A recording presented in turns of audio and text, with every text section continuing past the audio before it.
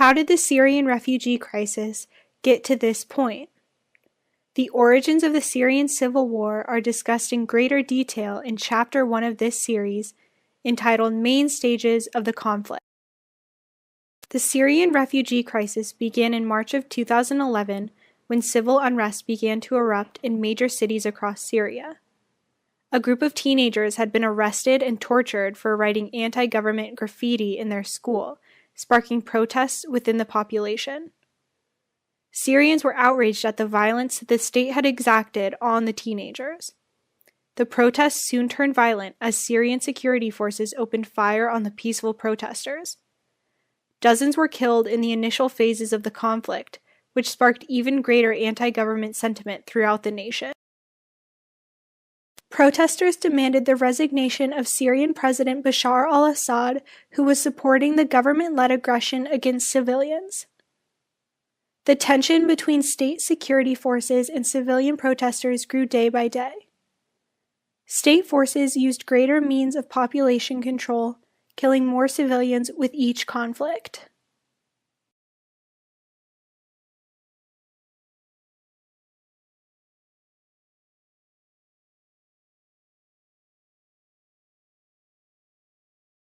By July, just 4 months after initial protests, army defectors began to organize civilian groups such as the Free Syrian Army.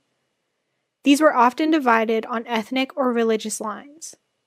Although the groups were fighting for the end of the Assad regime, the disjointed nature of the militias complicated the politics of the conflict even more. A more in-depth study of the militias can be found in Chapter 6 of this series. As the violence continued to escalate month by month, Syrians began to flee their homes. The first documents of reported refugees were not released until the end of 2011, by which point the European University Institute Migration Policy Center estimated that over 20,000 refugees had left Syria. This number continued to escalate throughout the 6 years of the ongoing conflict.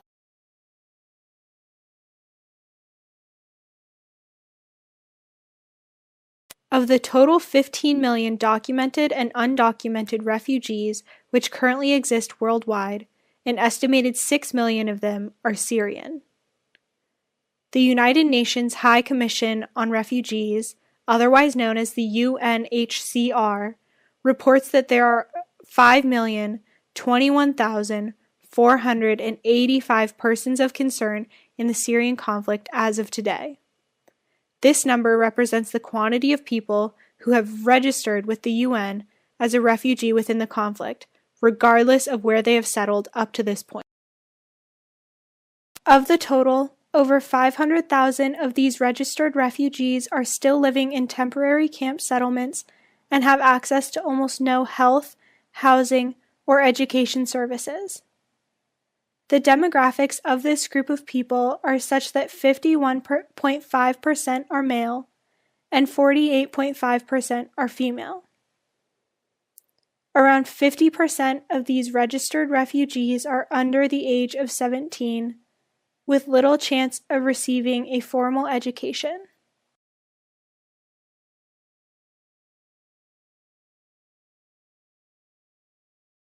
Aside from the refugee crisis outside of Syria, there are an estimated 7 million Syrians who are internally dislocated within the country. Together, more than half of the country's original population before the start of the conflict are either internally or externally displaced. The people within Syria are living within a war zone and are subjected to the violences of the conflict every day. Those outside of Syria have to face the destitution of resource scarcity and the lack of responsive aid from the international community.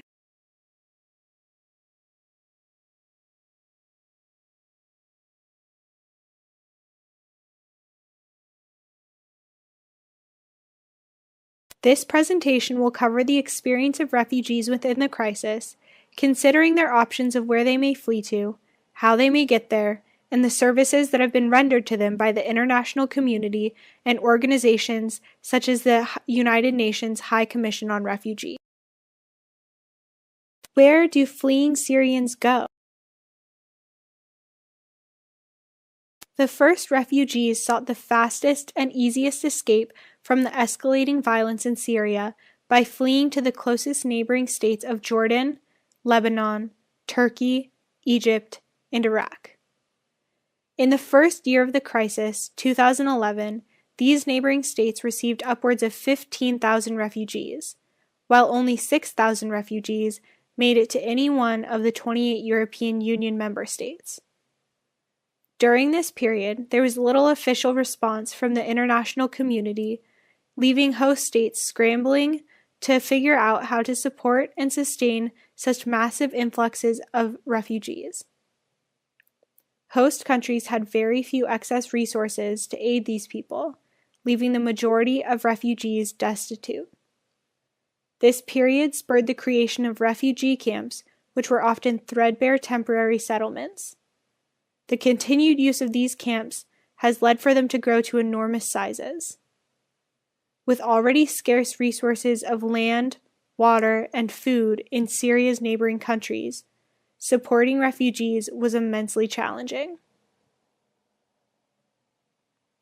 A summary of the responses of each neighboring state follows. Turkey. Since the beginning of the conflict, Turkey has been the most prominent destination for Syrian refugees. When international documentation began in December of 2011, the UNHCR recorded a total of 8,000 refugees in Turkey. This made up over half of all refugees hosted by neighboring states at the time. The number of refugees in Turkey has climbed exponentially over the course of the 6-year conflict, and today the UNHCR has registered 3 million refugees in Turkey alone. From 2012 to 2015, the UNHCR recorded a total of almost $300 million in expenditure by Turkey on the Syrian refugee crisis.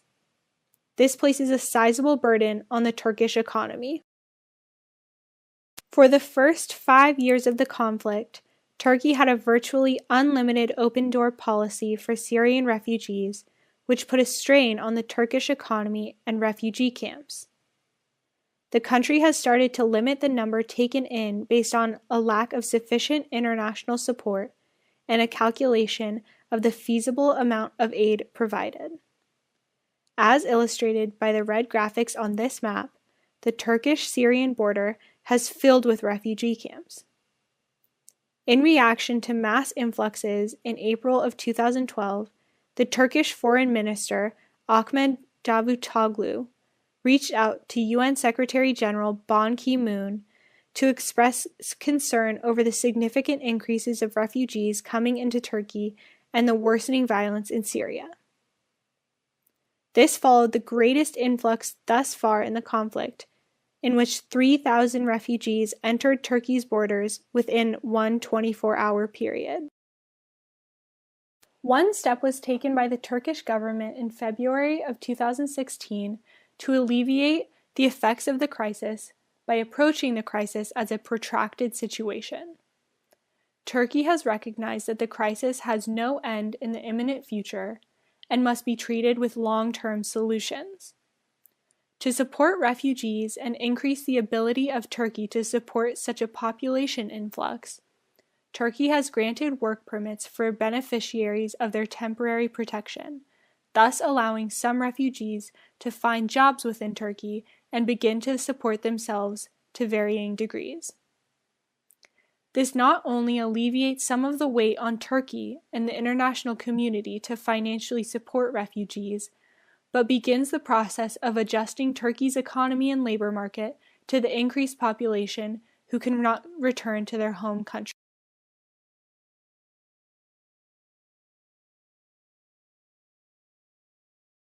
Lebanon is the next largest host state in the region, with over 1 million Syrian refugees registered with the UNHCR.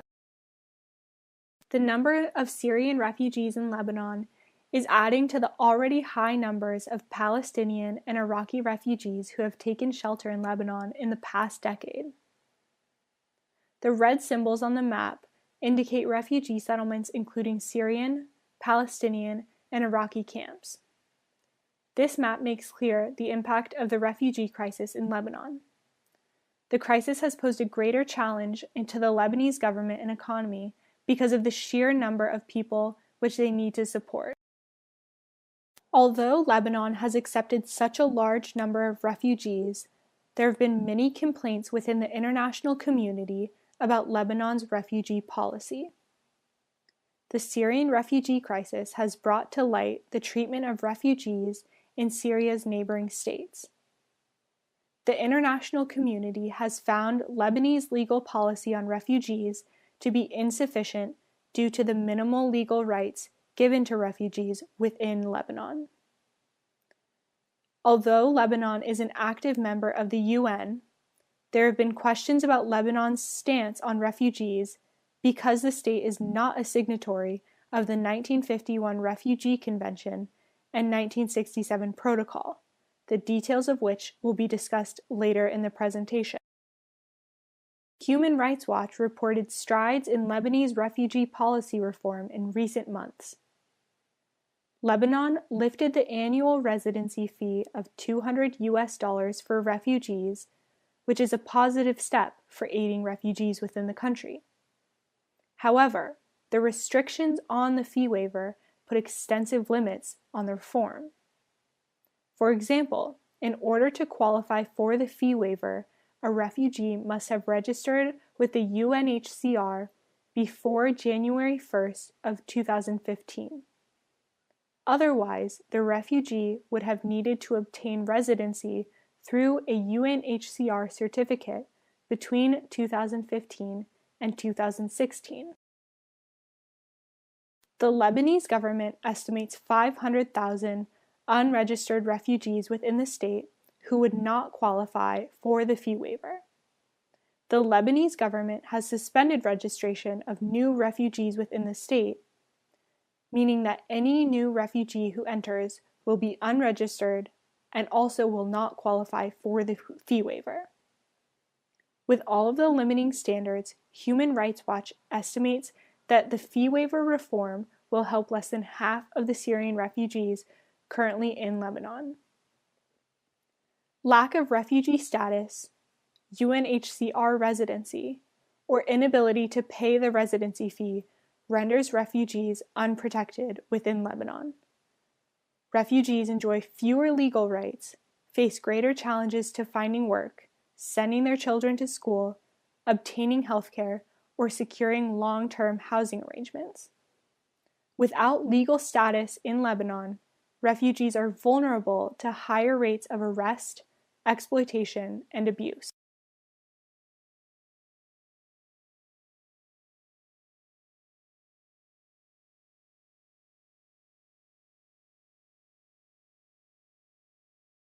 Jordan.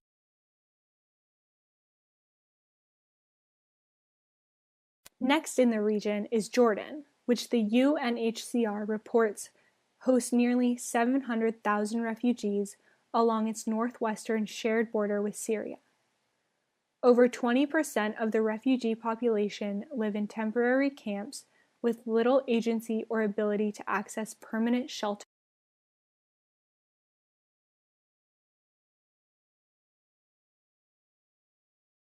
Despite the UNHCR memorandum, the lack of legal framework within the Jordanian government itself has led to irregular and limited enforcement of refugee policies.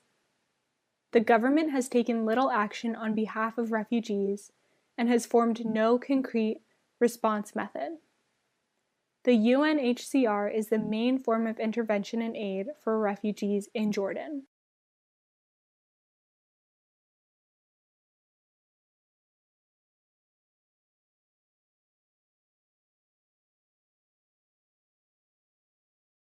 Egypt and Iraq. With only 200,000 Syrian refugees in Iraq and 100,000 in Egypt, these states play a smaller, although not insignificant role in the overall refugee crisis. The conversation of refugees in Iraq is made more complicated by the conflicts in Iraq in the last few decades. Iraqi refugees are dispersed throughout the Middle East, as was seen in the case of Jordan. It may be surprising that Syrian refugees would flee from one war-torn country to the next. This, however, may be a marker of the severity of the conflict in Syria, that a refugee would choose to flee to a country which has been largely unstable and recently ravaged by war. The UNHCR estimates that there are 3.1 million Iraqis internally displaced within Iraq. Even the small number of refugees coming from Syria has had a negative impact on the ability of the state to respond to the crisis. The need for international aid within Iraq has increased exponentially since the influx of Syrian refugees. In places like Iraq, which are in positions of greater economic and governmental instability, the UNHCR is focusing efforts on the sustainability of aid programs for refugees.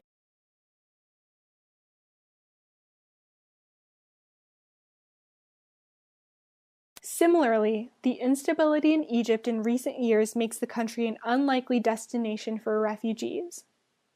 The huge number of refugees flowing out of Syria in such a short period of time made even unlikely destinations necessary. However, the small number of refugees in Egypt have enjoyed relatively great rights and privileges from the Egyptian government. The Group 3PR released a regional refugee and resilience plan for 2017, which included refugee access to Egyptian public education and healthcare. The plan also included subsidies for state services such as energy, transportation, and food. A partnership with the Syrian Business Association helps Syrians find employment, job training opportunities, and advocacy. Despite the benefits offered to Syrian refugees in Egypt, some common issues persist. A lack of police protection puts refugees at greater risk of abuse and exploitation than legal Egyptian citizens. Further, the programs and services laid out in the 3PR plan are not always recognized or fulfilled by the agencies involved. There is little ground for legal enforcement of the services. This has resulted in almost half of all Syrian children in Egypt remaining unenrolled in school. International responses begin.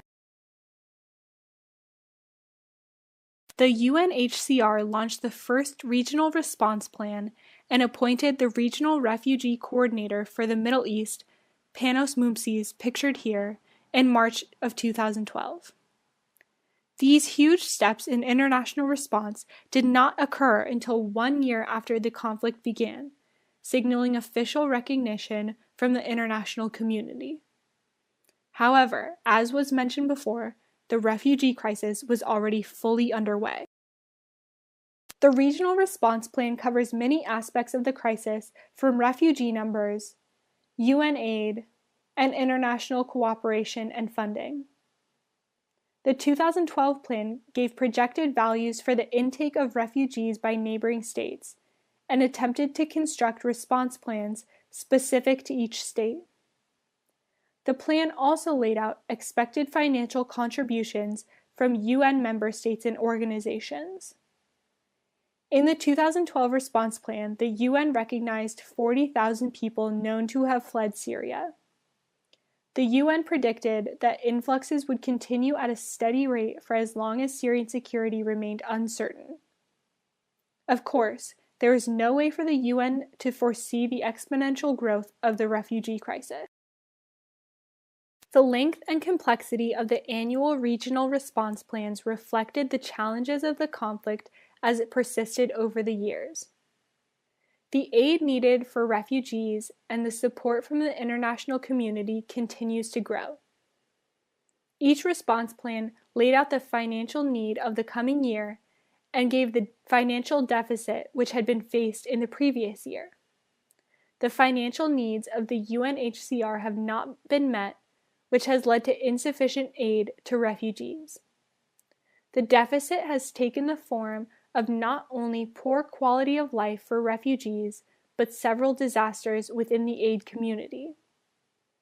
As of today, the UNHCR reports a funding requirement of almost $5 billion. But this number continues to steadily rise with the thousands of new refugees registered each day with the UNHCR.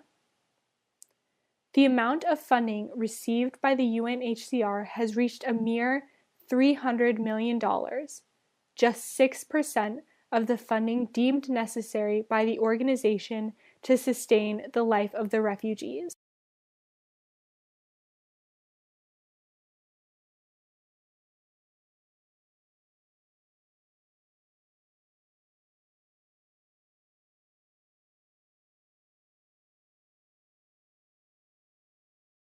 One of the greatest downfalls to come from the lack of funding from the international community was the World Food Program shortages of December 2014. During this month, the World Food Program had to suspend invaluable food and resource delivery programs due to a shortage of only $64 million. In the time that the program was suspended, 1.7 million dependent Syrians were cut off from access to the food and food vouchers which sustained them. This affected Syrians both inside and outside of Syria. The international community has been slow to approach the Syrian conflict with an adequate amount of urgency and aid. A shift is now beginning to take place, which places more responsibility on capable European states. European responses to the crisis. Despite repeated pleas from the United Nations, meaningful European responses did not begin until 2 years into the conflict. The UN has encouraged Europe to open its borders and alleviate the pressure on Syria's quickly filling neighboring states. These requests initially met very little positive response in Europe, but some European states have begun to oblige. The positive European responses were initiated by Germany, which opened its doors in September of 2013. Germany began with a pledge to settle up to 5,000 refugees within its borders by the end of December of that year. Germany's shift in policy sparked greater response throughout Europe. Following Germany's renewed pledge to accept an additional 10,000 refugees in the following year, more European countries followed suit. By November 2014, a dozen European states pledged to take in and resettle refugees. The number of refugees spanned from a few hundred to tens of thousands. This marked a huge step forward in the acknowledgement and response to the crisis by European states.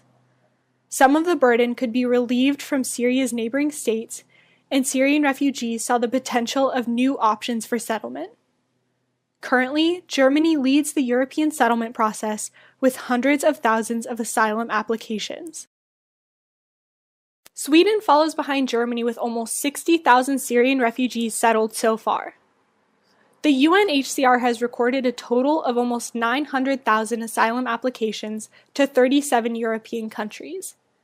64% of these applications have been filed to Germany or Sweden.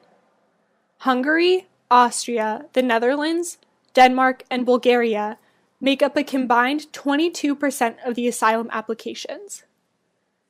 The remaining 14% of applications are split between the remaining European states.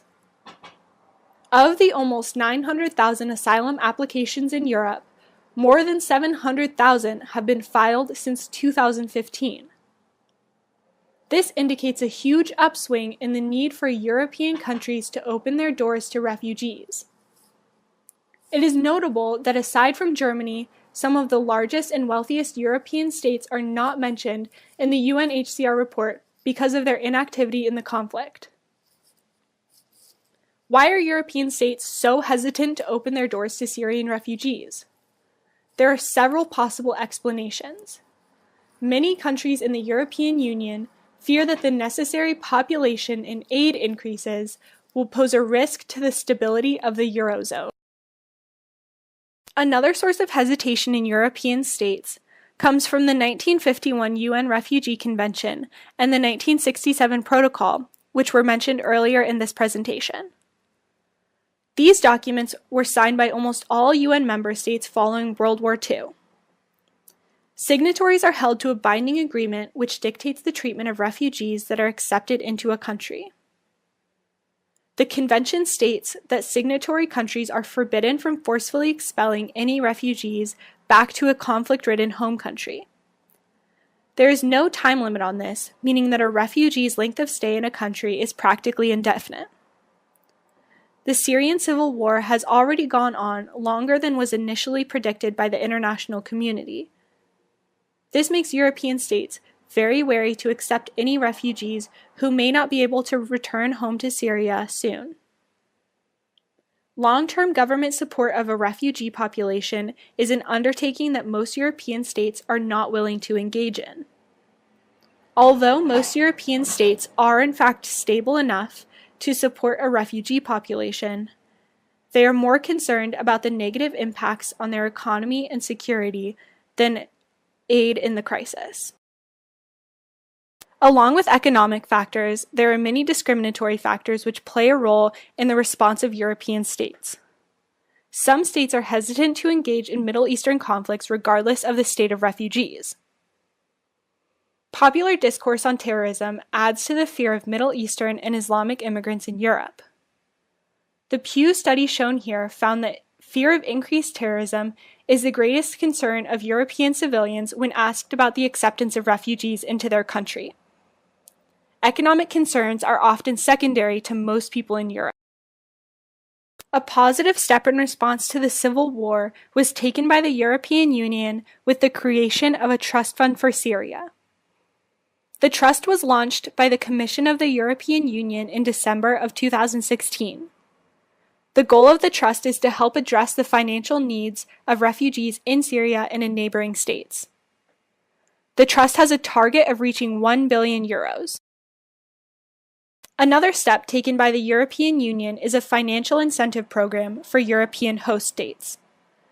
By offering compensation to those states hosting refugees, the EU hopes to encourage more countries to take in greater numbers of refugees. The program offers €10,000 per refugee accepted.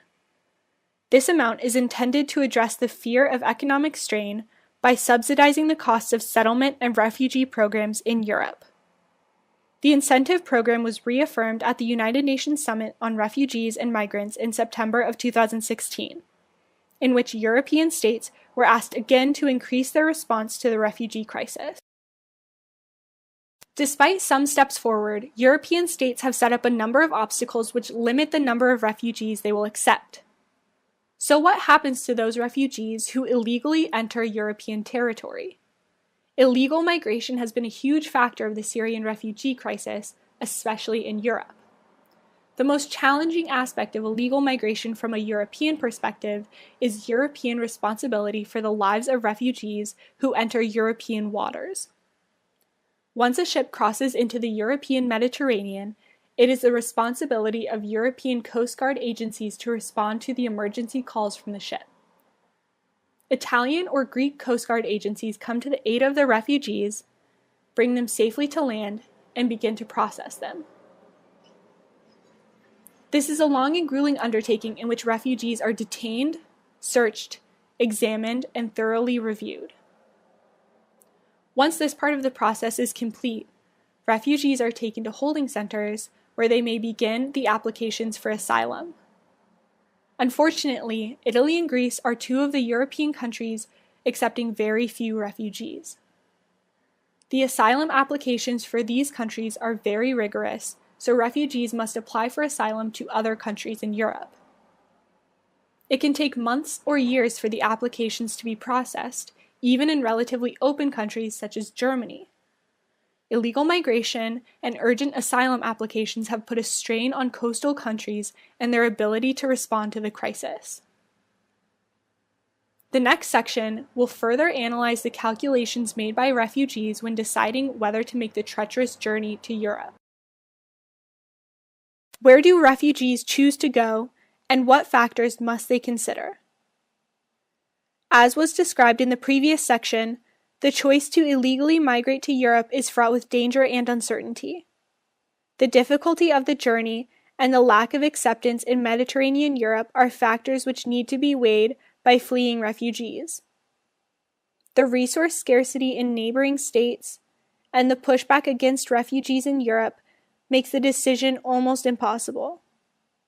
As the conflict persists in Syria with no end in sight, long-term settlement must be a factor within the calculations of the refugees. The opportunities provided and chances of livelihood in a destination state are considerations which must be made. For many refugees, Europe is the logical choice of resettlement for greater opportunities, despite the challenges which they face on the journey there.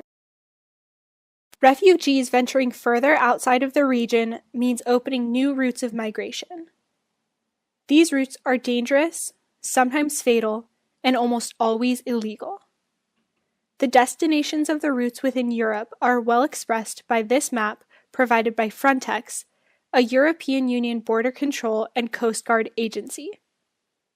As shown in this map, many routes from the Middle East to Europe necessitate travel by sea. Travel is often undertaken in small, unstable boats or rafts, which are loaded to unsafe capacities because of the vast number of people who wish to flee.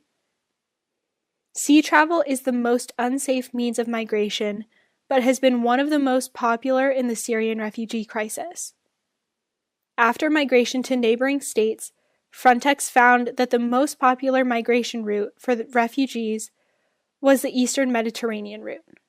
This route, shown in orange, crosses the Aegean Sea from the Middle East to Greece. Between January and February of 2017 alone, 3,000 refugees used the Eastern Mediterranean route to illegally enter Europe. 1,000 of these refugees were Syrian. The Eastern Mediterranean route experienced peak levels of migration in 2015 when 900,000 illegal migrations took place. An estimated 70% of these migrants were Syrian. The number of migrants taking this route in 2015 was a 17-fold increase from the previous year. Each year of the Syrian conflict has shown record-breaking numbers of migrants using the Eastern Mediterranean route. These numbers are expressed by this graphic from Lucify, which shows that the migration route from Syria through the Eastern Mediterranean has been the most widely used. The red arrow highlights the route. The International Organization for Migration released an estimate that nearly 4,000 migrants had died attempting to cross the Mediterranean Sea into Europe in 2015. Estimates of casualties due to illegal migration are often inaccurately low due to the secrecy and lack of safety which goes along with illegal migration missions. There are surely many more attempted and failed crossings which have not been recorded by European border control or international agencies. There are likely thousands more casualties resulting from dangerous sea travel.